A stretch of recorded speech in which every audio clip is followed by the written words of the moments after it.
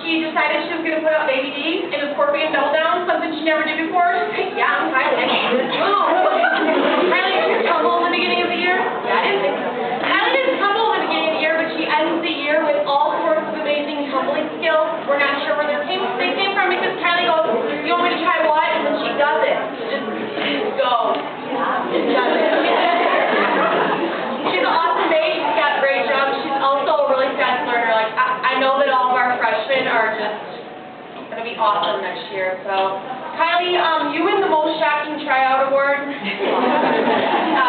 I said you set the bar high and you wowed us. Like, we didn't expect it. We knew Kylie was good, but she just came in and all of our went, oh, okay, so I guess I got to be really good today too. Or